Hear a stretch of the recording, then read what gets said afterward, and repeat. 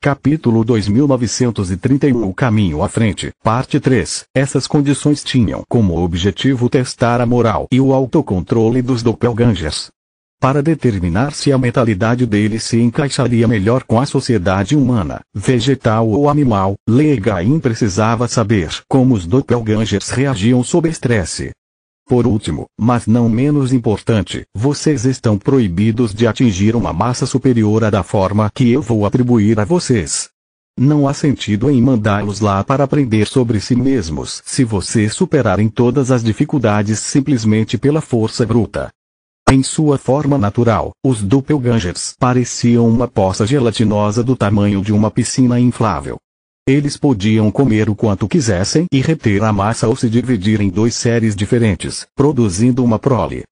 Mas para manter a massa extra, eles precisavam se alimentar regularmente.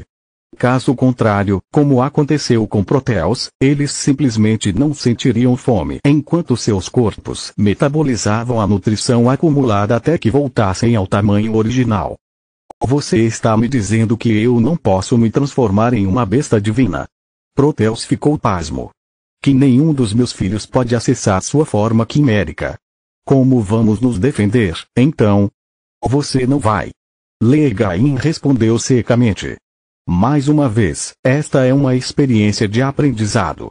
Não há guerra e nenhuma razão para lutar, a menos que você a instigue. Você conheceu o conflito a vida inteira e agora precisa se acostumar com a paz. Fui claro. Sim. Os doppelgangers responderam em uníssono enquanto abaixavam o olhar. Eles ainda não tinham dado o primeiro passo no mundo exterior, mas já tinham aprendido algo novo: medo e desamparo. Não se preocupem, estou proibindo vocês de usar violência, mas também não deixarei que sejam sacos de pancada. Aqui, pegue isto. Um estalar de dedos de Legain fez o que Lito reconheceu como uma cédula de culpa aparecer nas mãos de cada doppelganger. Escondam-no dentro de seus corpos e usem-no somente se sentirem que não conseguem lidar com a situação em questão. Vocês só precisam apertar o botão e eu atenderei a chamada. Espere, você não disse que enquanto estivermos perto do seu covil você pode nos seguir ao mesmo tempo? Proteus perguntou confuso. Correto. Legain assentiu. Então qual é o sentido dessa coisa? Por que você simplesmente não intervém quando precisamos? Essa é uma boa pergunta. Legain disse com um sorriso malicioso, recusando-se a responder mais. Isso é muito inteligente da parte dele, Solus ponderou. Adicionou outra camada ao teste de moralidade. Graças ao balote, um doppelganger pode escapar se for sobrecarregado por interações sociais ou se entrar em pânico em uma situação com a qual não se sinta desconfortável. Se Legain interviesse sem um chamado, eles nunca exerceriam liberdade de escolha e desenvolveriam sua habilidade de julgar uma situação. Dessa forma, um doppelganger tem um cartão de saída livre da prisão sempre que sentir que acabou em uma situação difícil além de seu controle. Ele acabou de adicionar a opção pedir ajuda à resposta clássica de lutar ou fugir.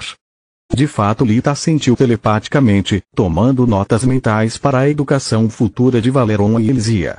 Dependendo de como os doppelgangers usam o balote, ele pode avaliar quem é imaturo, quem tem um caráter fraco e até quem tem compaixão. Afinal, ele disse que eles podem lutar para defender os outros e a cédula também permite que os doppelgangers chamem reforços caso sua força não seja suficiente. Acertou em cheio. Legain se intrometeu na conexão mental deles, deixando Lit e Solus chateados. Então, temos um acordo. O guardião ofereceu sua mão a Proteus que, em vez de apertá-la, virou-se e discutiu o assunto com seus filhos, passando no primeiro teste de Legain. Se Proteus tivesse tomado a decisão por todos, eu teria retirado minha oferta. Os doppelgangers não são mais soldados, mas indivíduos. Eles não devem receber ordens, mas exercer seu livre-arbítrio, ele pensou. Enquanto a discussão prosseguia, Lit conjurou um feitiço de silêncio para não ser incomodado. Sei que não é da minha conta, mas estive pensando em como ajudar você com sua pesquisa sobre os harmonizadores. Ele disse a Hydra. E? Faluel perguntou, inclinando a cabeça com curiosidade. E eu determinei que não tenho tempo para adicionar mais nada à minha lista de afazeres e, mais importante, não me importo. Minhas forças vitais já se fundiram por conta própria e a torre funciona muito bem. Se e quando você aperfeiçoar os harmonizadores, eu os adicionarei ao arsenal, mas agora não vale a pena espremer o suco. E você conjurou uma zona silenciosa só para me dizer isso? Não, para lhe dar uma sugestão. Lith respondeu. Os harmonizadores têm pouco valor para mim, mas Baba Yaga pode estar interessada. Afinal, Glemus os adaptou para aprimorar e evoluir os mortos-vivos, algo que Baba Yaga vem tentando fazer há milênios. Os olhos de Faluel se arregalaram de entusiasmo, para rapidamente se estreitarem em uma expressão preocupada. Entendo seu ponto. Com a ajuda da Mãe Vermelha, poderíamos atingir nosso objetivo muito mais rápido. Com sua perícia em forças vitais e maestria de forja, sem mencionar sua magia de criação, economizaríamos décadas de pesquisa e inúmeros recursos. Ao mesmo tempo, no entanto, correríamos o risco de perturbar o equilíbrio. Com base no seu relatório, os harmonizadores forneceram a todos os mortos-vivos um caminho para a evolução, enquanto com o que temos, o dispositivo funciona apenas em bestas divinas menores, deixando todas as outras bestas e raças para trás. Por isso minha zona de silêncio. Lita assinou com a mão para a barreira de ar. Os antigos generais de Trude sabem disso, mas ainda não pensaram nas possíveis implicações. Quero evitar dar a eles ideias de como encontrar uma maneira de contatar Baba Yaga e conseguir dela um acordo melhor do que o de Leigain. Entendo seu ponto, mas há um porém. Faluel respondeu. Mesmo assumindo que eu queira pedir a ajuda dela, como faço para contatá-la? Núcleos brancos são evasivos a ponto de até mesmo a maioria dos membros do Conselho Desperto nunca conhecer um. Não tem pegadinha, já que Solos tem a runa de contato de Baba Yaga. Certo, Solos. Lith disse para seu anel de pedra. Sim, mas não sei como me sentir sobre isso. Ela respondeu. Eu também. Faluel coçou a cabeça em frustração. Isso é grande demais para mim. Preciso falar sobre isso com minha mãe primeiro e então provavelmente precisaremos de uma segunda opinião de alguém confiável. Acho que você já entendeu. Solos apontou a mão de Lith para Leigain, que estava olhando para eles o tempo todo. Daquela proximidade e dentro de seu próprio covil, havia pouco que alguém pudesse esconder dele, nada que aqueles que carregavam seu sangue pudessem. Avô, preciso do seu conselho. As palavras de Faluel não conseguiram escapar da zona de silêncio, mas o pensamento por trás delas chegou ao guardião. Tenho muitas reservas sobre contatar Baba Yaga também. Ele disse depois de passar pelo domo de ar. Digamos que os harmonizadores detêm a chave para a evolução e você consegue encontrá-la com a ajuda dela. Depois disso, seus caminhos se separarão, já que você não tem mais nada a oferecer a ela. A pesquisa de Baba Yaga progredirá muito mais rápido que a sua e o escopo das consequências em caso de sucesso também será maior. Capítulo 2932 O caminho à frente, parte 4. Com base no que você me disse, quando os mortos-vivos usavam os harmonizadores, eles se tornavam imunes ao sol. Não exatamente. Lith disse. A única coisa que sabemos com certeza é que eles eram capazes de se mover durante o dia. Nós os encontramos no subsolo, então não há como saber se a luz do sol ainda era letal ou não. Além disso, não se esqueça de que Malishka tornou seus filhos fracos ao sol de propósito. Solos disse. Não acho que ela tenha mudado de ideia sobre isso. Eu sei, mas também sei que ela não teve escrúpulos em deixar seus filhos vagarem livremente, apesar de suas falhas não intencionais. Leigain rebateu. E se ela considerar a imunidade recém-descoberta uma falha também e trabalhar nisso enquanto seus novos e melhorados mortos-vivos se espalham? Além disso, até mesmo a habilidade de se mover durante o dia seria uma virada de jogo. Até agora, apenas algumas raças mortas-vivas e anciões mortos-vivos podem fazer isso e isso sempre tem um preço. Se todos os mortos-vivos se tornassem capazes de permanecer acordados com força total durante o dia, eles dobrariam o tempo que teriam para se dedicar à prática da magia. Não haveria momento em que os vivos teriam uma vantagem tática. Pior ainda, não há como dizer o que a falta de sono pode fazer com a sanidade deles. Mortos-vivos nunca se cansam e, diferentemente dos lixes, são criaturas sociais. Se perderem a cabeça, o custo em vidas para matá-los seria alto. Proteus e os outros doppelgangers terminaram a discussão enquanto Faluel mal havia começado a discutir seu próprio problema com Leigain, encerrando-o prematuramente. A maioria de nós concorda com o acordo. Proteus assinou para aqueles atrás dele. No entanto, há alguns que gostariam de ter um pouco mais de tempo para pensar. Cerca de uma dúzia de doppelgangers mantiveram-se a alguns passos de distância com uma expressão estranha no rosto. Ainda estamos muito tristes, bravos ou assustados pelo que aconteceu com a verdadeira rainha. Uma criatura humanoide gelatinosa disse. Se sairmos agora sob condições tão duras, seremos um risco para nossos irmãos. Não queremos que eles falhem em seus testes por nossa causa. Mogar pode não estar pronta para nós, mas meus companheiros e eu certamente não estamos prontos para Mogar.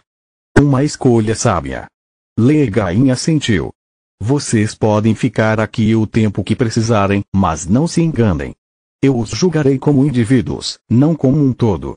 O sucesso ou fracasso de qualquer um de vocês não influenciará o resultado dos outros, a menos que eles tenham contribuído para isso. O grupo de doppelganger suspirou aliviado, fazendo uma reverência de respeito ao guardião. É uma excelente notícia, mas em nossa situação atual, seríamos um fardo para qualquer um que se associasse a nós. Quando começamos? Perguntou Proteus. Depende de Faluel. O pai de todos os dragões assentiu para a Hidra. No momento em que ela trouxer as bestas divinas, eu enviarei os doppelgangers para seus respectivos destinos. Preciso de algum tempo para planejar nossa viagem. Faluel respondeu. E também para pensar se devo envolver Baba Yaga ou não. Ela realmente pensou.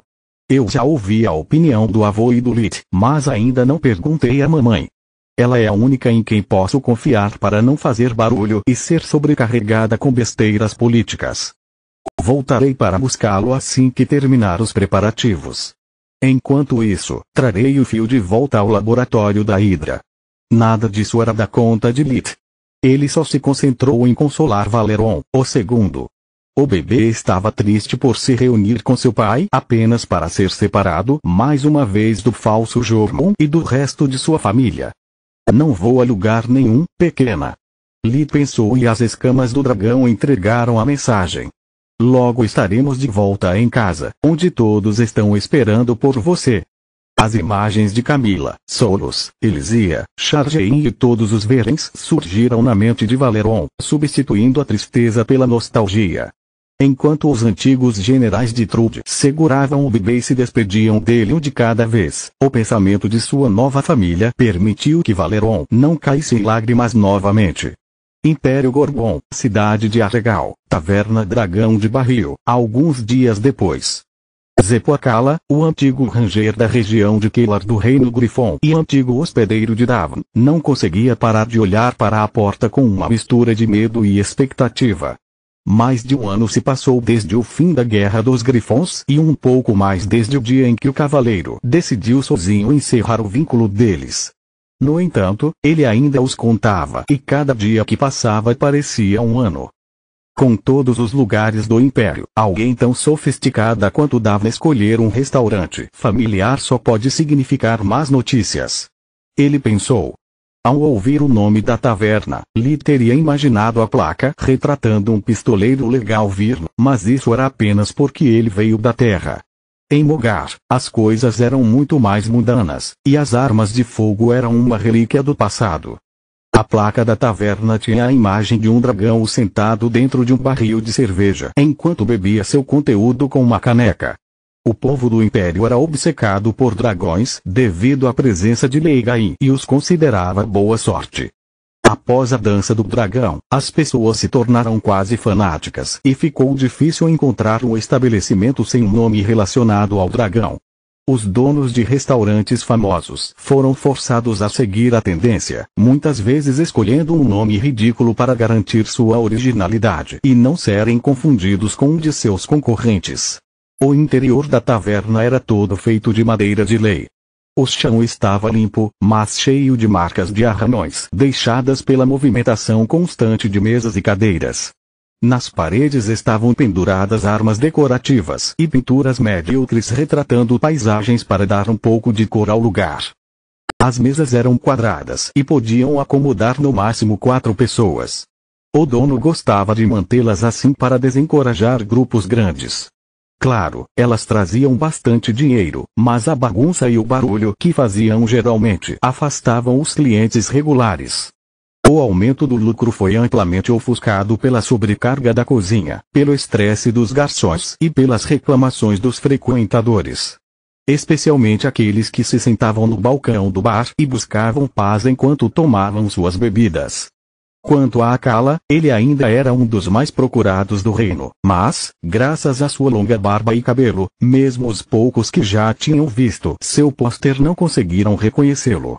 Ele havia decidido sobre seu vínculo com Davno meses, mas não tinha como contatá-la e as únicas notícias sobre qualquer um dos cavaleiros no Interlink datavam da Guerra dos Grifos. Não que eu fosse contatar Night.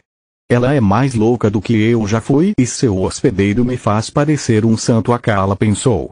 Como Davno conseguiu rastreá-lo ainda era um mistério para ele. Desde que eles se separaram, suas assinaturas de energia não combinavam mais e eles nunca trocaram runas de contato. No entanto, alguém que alegou ser o cavaleiro passou um bilhete por baixo da porta do seu quarto de hotel e marcou o encontro. Continua no próximo vídeo.